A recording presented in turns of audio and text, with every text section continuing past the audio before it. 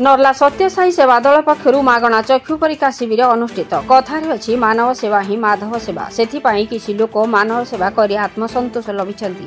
ठीक सेहि भली कलाहांडी जिल्ला नर्ला सहर स्थित सत्यसाई सेवा दल और एससीडी चक्षु चिकित्सालय टिटलागढ़ मिलित सहयोग में एक मागणा चक्षु परीक्षा शिविर अनुष्ठित हो जाइछि। एही शिविर में मोट 52 जन को चक्षु परीक्षा करा जाइथिबा बेले 18 जन को मोतियाबिंदु चिन्हट करी अस्त्रोपचार पाई टिटलागढ़ चक्षु चिकित्सालय को निया जाइछि।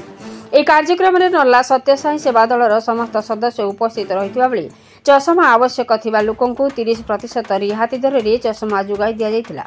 प्रति 3 मासरे थरे एभली शिविर आयोजन हेबो बोली सत्यसाई सेवा दलर सदस्य माने प्रकाश करिसेंति। नर्ला सत्यसाई सेवा दलर एभली प्रयास द्वारा अनेक गरीब गुरुबा लाभ पाइथिबारु सेवा दलर समस्त कर्मकर्ता को नर्ला अंचलवासी कृतज्ञता ज्ञापन करिसेंति। नर्लारु जगतराम साहू सह दीपक ठाकुर रिपोर्ट मसीहा न्यूज। प्रोग्राम के निकरे हम कहूँ सचेतन जनसाधारण थरे ने अनेक एंता कैंप हेबा ठीक जगह एक पहुँची करी तांकर चक्षु परीक्षा करी नेबे एवं तांकर अमूल्य चक्षु के बंची कर रखबे बोली कहूँ। साईराम आज जो मैं चक्षु चिकित्सा जोटा कराई थी सेटा जेनटा हमरो टिटलागढ़ चक्षु मेडिकल टीम आसते एवं हमरो नर्ला सत्यसाई भजन मंडली सेवा दल तरफ जोटा कि 2 टीम मिलित अनुकूल्य रे आज प्रोग्राम टा कराइतला।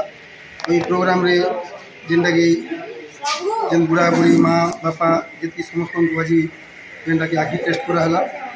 आखि टेस्ट जार ऑपरेशन दरकार पड़ुचे गाड़ी रे निके टिटलागढ़ निया कि ऑपरेशन करा होचे।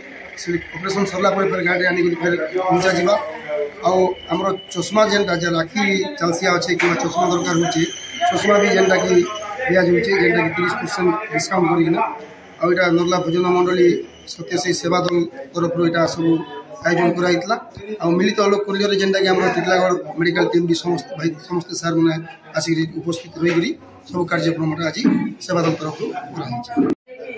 आज नर्ला सत्यसाई भजन मंडली एवं एससीडी टिटलागढ़ पीपल पदर चक्षु हॉस्पिटल आज मिलित आनुकूल्य आज मागणा चक्षु चिकित्सा शिविर रही किसी ना भी 52 जन परीक्षा करते से भितर 18 जन जाऊँच बर्तमान ऑपरेशन होगा आ बाकी जो चश्मा दरकार से चश्मा दिया 30% रिहाती यहीपरी भाव में आम 3 मास थे सचेतनता करमु बोलिकर आम चेष्टा करुचु।